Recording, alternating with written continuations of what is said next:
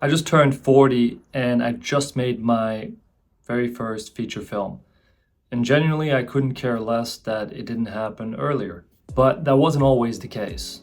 For a long time, I felt really behind and like that I was trying to figure out my purpose or what I really love to do. And I used to know with social media, you see all these people that are like 21, 25, and they get really celebrated for what they do at a very young age. And that seems to be a very common thing. It seems to be this thing in society that if you don't make it young, then it's not impressive or it's not cool or whatever.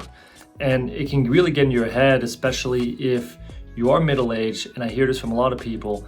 A lot of middle-aged people think that sometimes it's too late for them to do something. And I'm here to tell you that that's really not true. I'm 40 myself and I just made my first feature film. And honestly, I think it was the best time to make it. People talk a lot about timelines, and again, if you're on social media, you probably see this thing where a lot of people have anxiety of their age and at what age they're doing things. But all of that is made up. That timeline is completely made up. Who decided that you had to have your career figured out at 30, that you had to be a success at 25? Why is that such an impressive thing? To me, it's much more impressive hearing stories when someone pivots and changes careers at 60 and creates something amazing. That's to me more impressive. So we really need to get away from social media and kind of what they try to show us in what success looks like and what you're capable of. The truth is, at any age now, you can do whatever you want. And for filmmaking specifically, there's a lot of benefits to being older and being 40, 50, 60 than some 21-year-old or 25-year-old. And the truth is, the people that are doing things at a later age that are a little bit different than most people that are kind of doing the normal thing of like, having kids, having a normal career, stable career, and kind of just going through what society tells us that we should be doing at certain ages. But the people that don't do that, I think they generally have a more interesting point of view. I think because of their lived experiences, they have more to bring to filmmaking, in my eyes, than a lot of 21-year-olds. What does a 21-year-old know about life? They're a kid, they don't know anything. At 40, you have so much more to share, which I think as an artist, you're a much more interesting artist the older you get. And for me, this wasn't always the case that I even wanted to be a filmmaker. I didn't even know I wanted to be a filmmaker. I was originally a tennis player when I was a kid growing up. That was like my first passion. I pursued that with everything. I came and played college tennis, which was, still a success, but definitely far from what I wanted to be, or the goals that I had as a kid. And for a long time, I couldn't find what I wanted to do, that I wanted to kind of pivot to and be passionate about. And I tried a lot of different things, a lot of different careers. And I kind of thought I wasn't going to find something that I was as excited about as tennis. And I was kind of like making up kind of like making peace with that. But the truth is, like, filmmaking is really kind of equal to what tennis was for me back then. It's something I'm super passionate about. This first film was amazing to make. I already want to make a second film. It's so much like, fun isn't the right word because you're dealing with a lot as well. It's fulfilling. I think that's the thing. It's like a challenge. And I think the more challenging something is, the more fulfilling it is. Yeah, I think just trying to sometimes people are just like trying to find fun. I think just fun is not fulfilling. So you need something challenging that even is stressful at times to really make it fulfilling. And that's what this has brought me. And because of kind of my path, I didn't even see myself as a creative person. And a lot of that was self-belief or self-talk. Environment contributes to it. I was always seen by other people, and maybe hopefully this relates to you as well, but I was always seen by friends or family as kind of like the business person, the logical person, the person that it's an artistry and creatives that's for these other wild creatives, and that's just not true. I actually truly believe at this point that everyone is creative. Everyone has artistry in them, and you can do that in different ways. There's people that are extremely creative, that are entrepreneurs, that are business people. There's so many forms of creativity, but I also believe that really anyone can make a film, and everyone has an interesting point of view if they actually dig into, what makes them tick, where they came from. In that way, everyone is unique, and you can learn how to be a good filmmaker, and you can make it happen. So I think I'm saying all that to make sure that you don't box yourself in, and don't let any beliefs from the past or people that saying things that you're not this or you're not this. The truth is we're all a lot of things, and we can pivot at any time, and everyone is creative. And because I thought that about myself, I spent a lot of time doing business things, because you get this identity, you get this belief of what you are. And for me, that ended up being in talent management. So it was almost creative adjacent in a way, because talent management has some creativity, but not that much. It's really business focused. And I spent 10 years on that, growing that. And it was fun, but and cool, but it was not as fulfilling. And I was still searching for something. And I, for the longest time, didn't see myself as a creative. And then when I started kind of applying myself and like learning about it and reading about it and watching videos about it, the more excited I got about it, 'cause I loved just even hearing about it. I loved hearing other directors talk about directing even.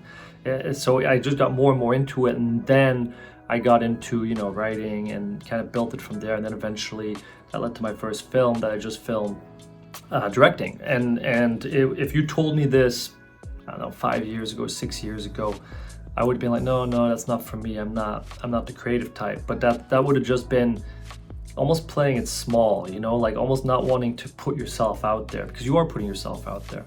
So if you want to do something creative, you can do it. And it's going to be kind of scary, and there's probably going to be voices in your head that are like, oh, I don't know if you can do that. You definitely can do it. I truly believe anyone can do it. I notice a lot of people, especially in this industry, that act like these creative things and talent is like all this like really God-given thing, that they're just special, or they're these eccentric people. I find a lot of that stuff is put on. It's just like creating these personas and making themselves feel more special. In reality, everyone has that in them, and they can cultivate that and get better at that. And for me, it didn't happen overnight. So it doesn't even have to happen overnight for you. You can test it out.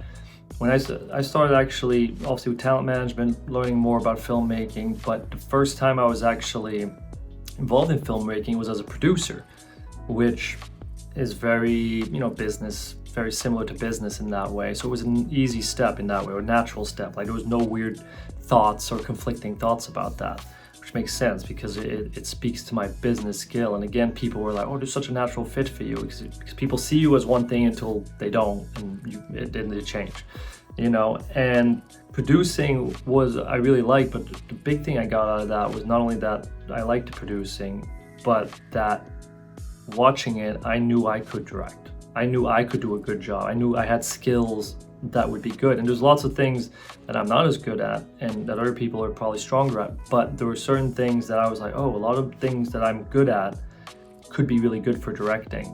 And some of those are, for example, and I think these are really important skills for a director, is dealing with chaos. I think I'm very good at that. So if you're someone that's entrepreneurial or has just, worked in really intense environments, you're probably going to already be naturally pretty good at directing, because being able to keep a calm head while there's multiple people asking you for decisions, questions on things, you're dealing with multiple people at the same time, and it's a little bit chaotic. If you're good in that and you embrace that, then directing might be for you. Like that might be something you're really good at. That was one thing. The other big skill is managing people. People always think as director, you're just doing all these creative things, but the amount of time that you're actually shooting is way less than the time that you're dealing with all these other things. Because between setups, you can take time. You're not shooting like footage. You might be shooting an hour, 2 hours of footage in a 12-hour day, maybe 2.5. You're not shooting that much compared to the 12-hour day that you're working. The other time, it's managing people, it's moving things along, it's logistics, it's setting up, it's guiding people, it's bringing them together. So a lot of it is dealing with people. So if you're good with dealing with people, then again, that directing might be something you're really naturally good at, because that's a skill that is, I think, the most important. So that's, again, that was another skill that I cultivated kind of through years of working on other things. So it's interesting. You think that if you've done all these things that are not at all related to directing or filmmaking, you might find that all these skills actually help you a ton, which is another reason if you're 30, 35, 40, middle age, whatever, you might actually be much better than some of these really young kids. And then the last thing I really want to say is you can change at any age. I think as we get older, we kind of get set in our ways, and sometimes we start being scared or having doubts that we can be this or we can be that. But the reality is you can change directions at whatever age you want. And if you're 35, 40, maybe you're in the middle of your career, 40, 50, whatever, you're in the middle of your career, you don't have to quit your career and just go, I'm going to be a filmmaker. You could start and just make a short film in the weekend. Plan one out for 2 days and do that, get a taste of it. Those 2 days of filmmaking will give you a pretty good taste of it, and if you love it, then maybe then you go to your feature film. I also made a short film before I made a feature film. You don't have to do that. You can also do your feature film right away, of course.